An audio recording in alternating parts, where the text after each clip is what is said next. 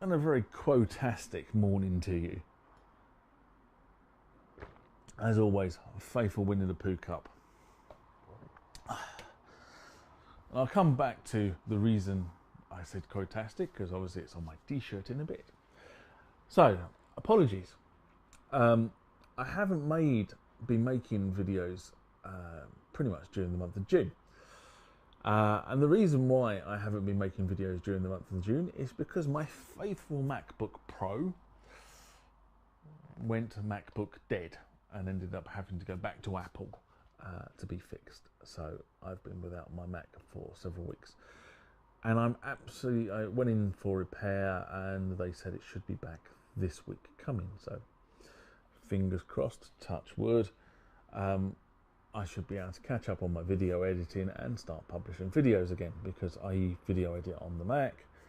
I have tried to video edit on my Windows PC, which is sitting behind me, but I find it very, very difficult. Maybe I'm just getting indoctrinated into the Mac effect, which, if you think about it, is really interesting, because I was always really anti-Mac for years and years and years. I've been anti-Mac. And that's probably because of the industry I work in. In the industry I work in, everything is Windows. You can't buy wholesale Mac applications for corporate enterprises. They don't exist. So everybody goes Windows. And if it's sort of slightly more horsepower you need, you end up on a Unix basis, which of course is what a Mac is now, because all the latest operating systems for Mac are Unix derivatives. Very interesting there. Anyway, so it's gone in for servicing and repair. In fact, the repair that has had to be done is the motherboard, or they call it the logic board, but the logic board has had to be replaced, which I am a little bit gobsmacked, to be honest, because there we are with something that is less than, less than 3 years old, and the logic board's gone. Whereas this beastie that's sitting behind me, of course, is coming up for nearly 5 years old, maybe nearly 6 actually, thinking about it, and it still works fine. It's a bit battered and scarred though, where it's been chucked in my rucksack and taken to work and back. So that's the reason why I haven't been doing this. So what I thought I'd do is I thought I'd just take a step back and say, okay, Roland during June were running this The Future is Redefined marketing campaign, where they were publishing new products. Now, back when they started this, so back in May, I know I did a rant on the Sunday where I went through and said, interested, interested, not interested, not interested. And most of it was, I'm not really interested in this stuff. And then I know right at the beginning of June, the first pieces of equipment started to appear. So just to recap, the event ran on, what was it, the 26th of May, the 1st of June, the 20th of June, the 23rd of June, and each one of those days a range of pieces of equipment will be released. So I had a look back last night. Wasn't last night, it's Friday night, because last night I was at the Quo. I had a look back on Friday night and just sort of like thought about what piece of equipment would I be interested in, or what piece of equipment would interest me. And it pretty much came down to 2 pieces that might be of interest, or some equipment that was interesting, and then something I'm not really sure about. So I'll go through, starting with the not really sure about, right? So I know I mentioned this on a rant right at the beginning of June, and that was to do with the SPD1. So Roland have introduced these modules, these drum modules, if you like it, designed to be hit with a drumstick or a hand, that will trigger various different sounds. They introduced 4 modules, as far as I'm aware. There was the electro, there was the kick, there was the percussion, and then there was the wave. So, and each one has a function. So I suppose if you want all 4 functions, you have to have all 4 pads, which is probably turn out to be quite expensive. Now, I think I said at the time I was struggling to see where they fitted into the Roland range. Now, I'll tell you the reason why. I have an Octopad, right? And I use that. I think I've said it before. I use it predominantly. I come in and bash the nuts out of the damn thing when I've had a really stressful day. I find it quite relaxing. But I still have an Octopad. You can load sounds into the Octopad. You can trigger the sounds from one of the 8 pads or from the pedals. You can have 2 pedals attached to it to simulate. If you were playing a kit, you could that will be your drums and your hi-hat. Whereas this unit is a single pad, and you can only do one thing with it. So I'm struggling in my own head how these differ from, you know, is it just a single version of the Octopad, and in which case the Octopad is sort of around about 550 quid. And these are, I don't know how much these are actually, but they're not cheap, I know that for a fact. So, you know, would you be better buying an Octopad and loading your sounds into the Octopad? Now, the other thing about, of course, the Octopad is you'd probably be limited on headroom in terms of the wave forms. Interesting. Anyway, a friend of mine who is a drummer, who plays in a band every week, he's out every week, has bought 2 of these. And I'm going to go and see him in a couple of weeks' time when he's playing, so I can actually see how these things work in practice with a drummer who's not the Roland drummer, actually using them. So that should be good. That's the first was interest. The second thing I was really interested to see was Roland launching video units, or video editing, or video manipulation, video and picture manipulation equipment. Now, the reason why I've said that's interesting, because I don't normally associate Roland with that sort of equipment. Oh God, look at my hair. Dreadful, isn't it? You know, I associate Roland with more PA, guitar, keyboards, drums, but I don't really associate them with the sort of whole video editing suites. I've always associated other companies with that sort of stuff.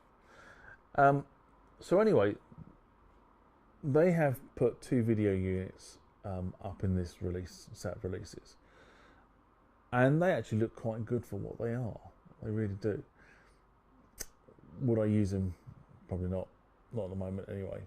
But they have their purpose, they have their place, and I think Roland obviously trying to make a pitch into this market. So that's a really watch this space. As long as they don't lose focus on us musicians and giving us new funky keyboards. Yeah, what do I know? And then we come down to the 2 that are of interest, if you like, which is the SEO2, which is the analog synthesizer, and the FA07. So I'll start with the FA07 first. So the FA07 is designed to fit the gap between the FA06 and the FA08. And you're going to say, is there any difference in functionality between all 3 of the machines? And I have to turn around and say, as far as I can see, no. All 3 will do exactly the same thing. And it sort of reminds me very much of the whole sort of KRONOS ethos when Korg came out with the KRONOS. So there was, in the KRONOS range, there was a 61 note resistance keyboard with aftertouch. There was a 76 note semi-weighted keyboard, and then there was the 88 key weighted keyboard. That was the KRONOS range. Now I think they've moved the weighted keyboard back onto the 76 key one since I bought my KRONOS. But that's how how Korg has attacked this. And Roland seemed to have now done the same thing. So you've got the FA8 weighted 88 keys, the new 7, which is the semi-weighted 76 keys, and the 6, which is the 61 note semi-weighted with aftertouch. You know, it seems to be the same thing across the 2. As I said, looking at the specs, I can't see any difference between all 3 machines. As far as I'm concerned, if you buy a 61 note, you get exactly the same functionality, just not as many keys as you do if you buy the 88 note. and it seems to be exactly the same. That's exactly the same ethos that Korg used. Would I swap my KRONOS for an FA series keyboard? Bollocks, would I? I'm sorry, Korg just have this sewn up. As far as I'm concerned, the KRONOS is probably one of the mightiest keyboards that I have ever owned. And it's I sort of have a bit of a, I mean, I'm going to declare an interest because I have a bit of a love affair with Korg machines. I've got this T1 that sits behind me, which I play when I'm here, and I have the KRONOS, which I play when I'm in the studio. It's always my go-to keyboard. I just find every time I sit down and try and make it do something, it does what I want it to do. So would I swap to Roland's offering? Not at this point. They would have to offer something pretty damn spectacular to entice me to move away from my Korg Master keyboard. And then we come to the SE02. Oh, before we come on to the SE02. So SE stands for Studio. Is it Studio? Yeah, Studio Electronics.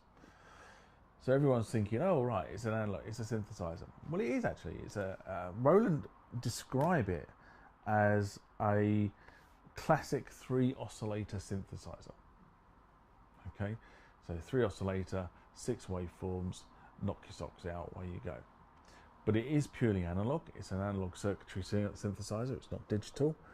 But the Studio Electronics hails back to the company in the US that have actually made the damn thing. So Roland went into partnership with this company. They're famous for repairing, well, they started out repairing Mogs. That was their primary source of income. And given the fact that Mogs went wrong on I think they spent more time in maintenance than the F22 Raptor.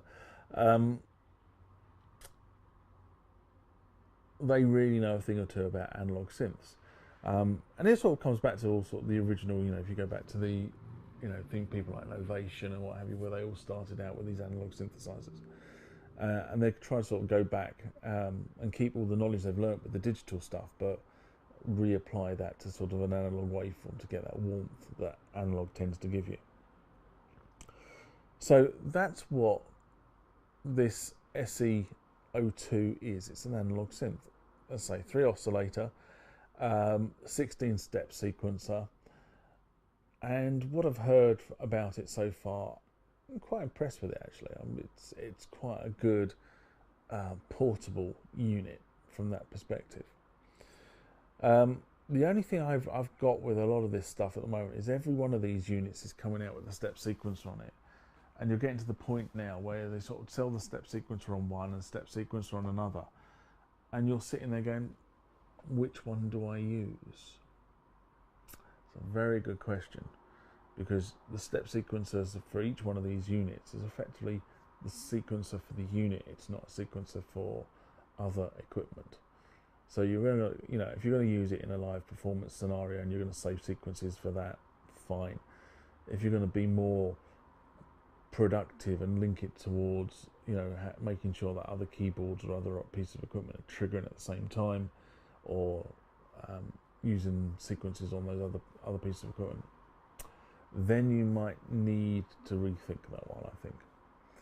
But it's a good looking key, it's a good looking module. It's the brand new, as I say, it's a boutique. It's designed to go in the Roland boutique range. So as you can probably imagine, it's probably not a lot bigger than that piece of A4 paper I've got the picture printed out on. Unfortunately, the local toy shop doesn't have this in. I was in there the other day and they don't have this in yet. They're waiting for their version to arrive. They've seen it. A guy has turned up from Roland and said, look, nice shiny box, but keep hands off, it's mine. So that has arrived.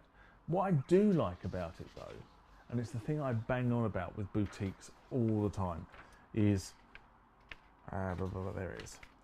So if you look at this, I'm not sure whether it's very visible, but there you will see a DC in. All right. Finally, somebody at Roland has taken note that you can't keep powering this stuff by USB. especially if you want to use it with things like the MX1, because there is no power on 3 of the 4 USB sockets on the MS1. So either they're going to come out with a new mixer called the MX2 that has 8 or more USB ports with 5 volts on the damn things, which of course means uprating the power supply to the MX1 in the first place, because you can't keep pumping 5 volts out if you haven't got enough juice going in. Or they're going to start doing this, which is actually retrofitting or putting 9-volt DCs in. And to be honest, it's the one thing that stopped me going and buying the 909 boutique. I would have bought a 909 boutique. I seriously would have done, because I thought it was such a clever little unit. And I couldn't power the damn thing in my studio without putting batteries in it. And I hate putting batteries in studio equipment. It's as simple as that. You know, studio equipment should not be battery powered. Studio equipment should be mains powered. That's the whole idea of it. It has to be reliable. It has to be on. It has to work.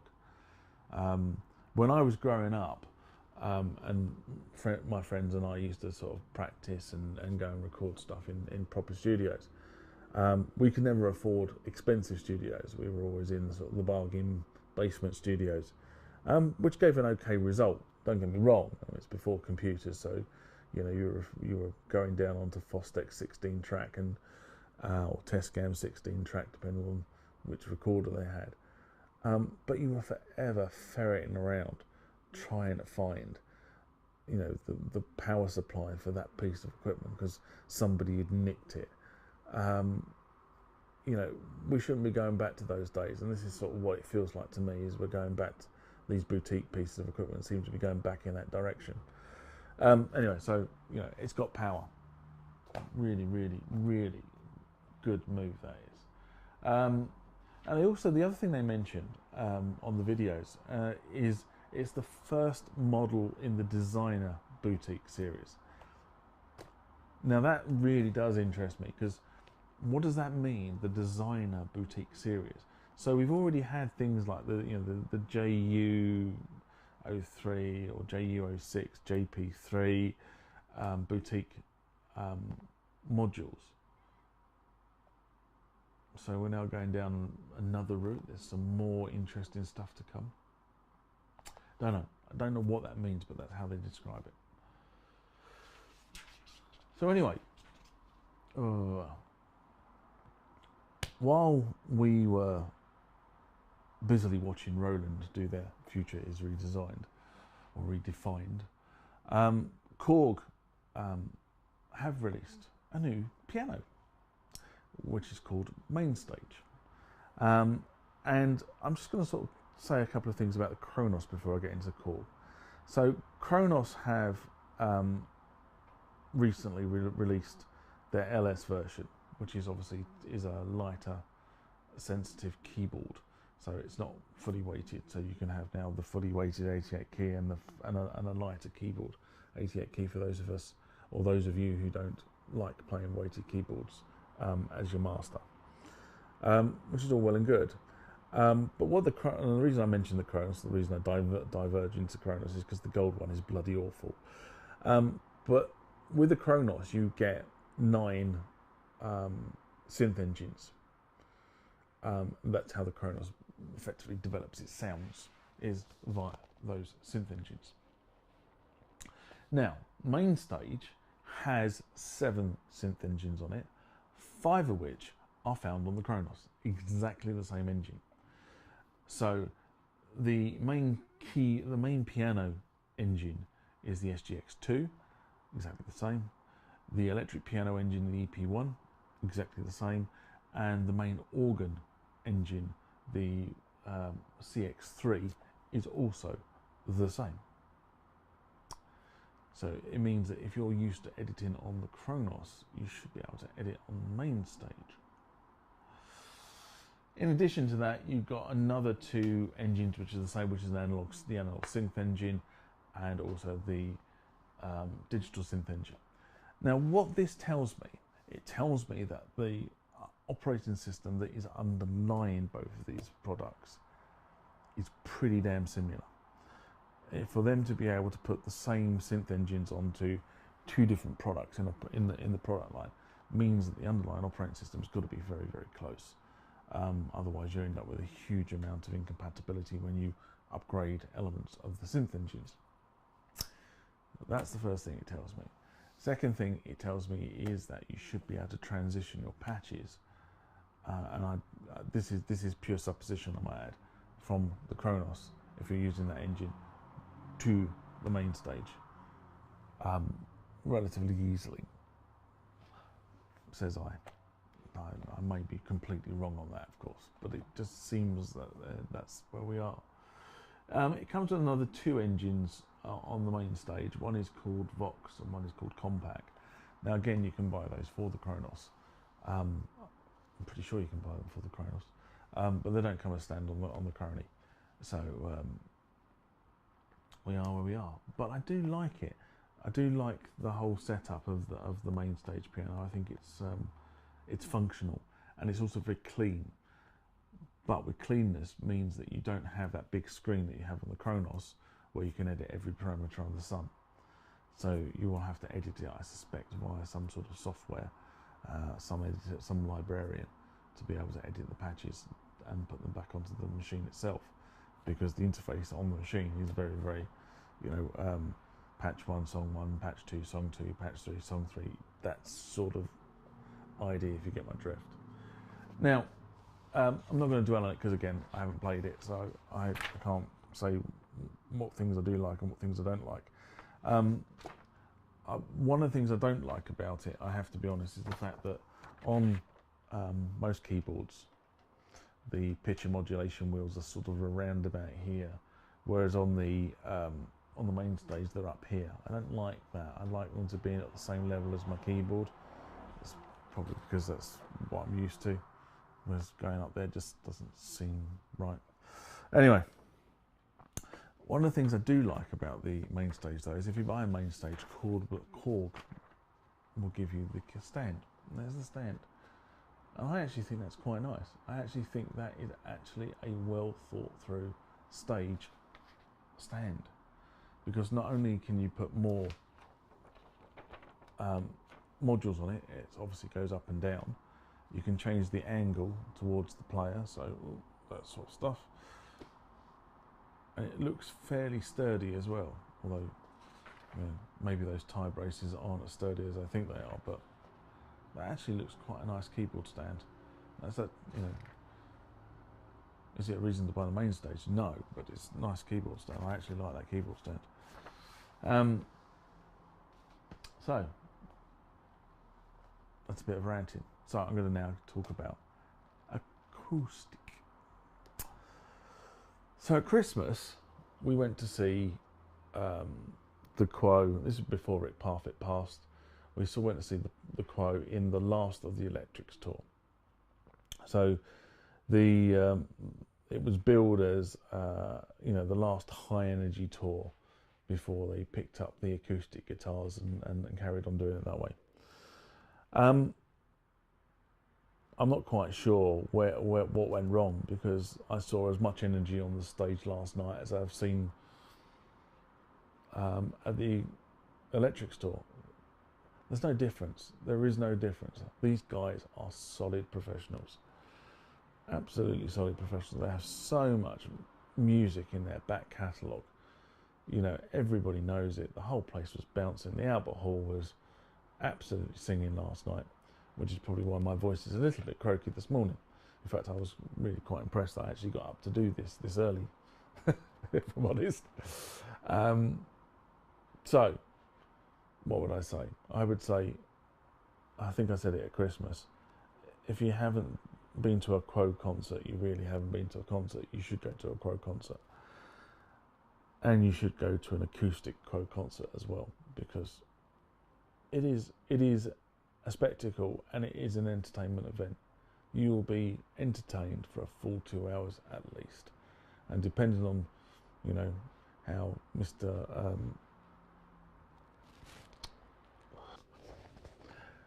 So the observant of you will notice that this video all of a sudden went from me being down like that to me being like this. And the reason for that was quite simply the recording device that I'm using over there decided to throw a spanner in the works and shut off the last couple of minutes of the video. So what I was saying when I was rudely interrupted was that the lead singer, whose name I had actually forgotten, Francis Rossi, if he's on good form, you get a full show, and that's what the Crow's all about. I'm not going to say any more than that. It's just having to re-record this part of the video later on in the day, because I always watch these things back to myself just to make sure I don't say something stupid and everything I say is clear, which it was. The recording device threw a spanner. So I'll leave you with this thought that says, if you can go and see the Quo, go and see the Quo. Go and see the Aquostic tour. They're all over the country at the moment. Well worth seeing, well worth watching. Full entertainment.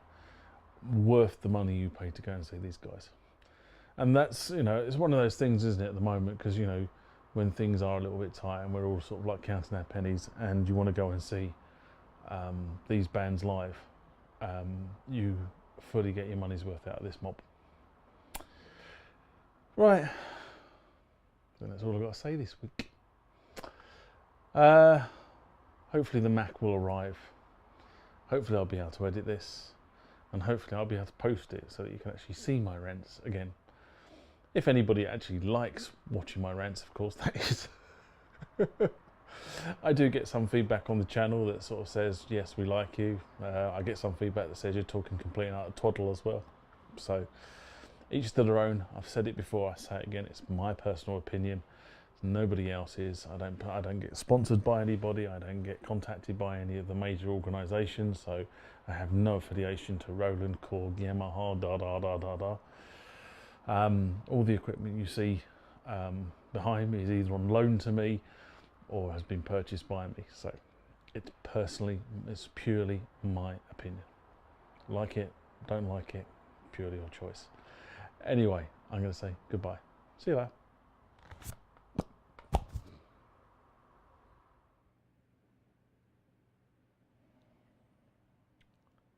I've been told it helps the channel out greatly if you hit the like button if you enjoyed the contents of this video.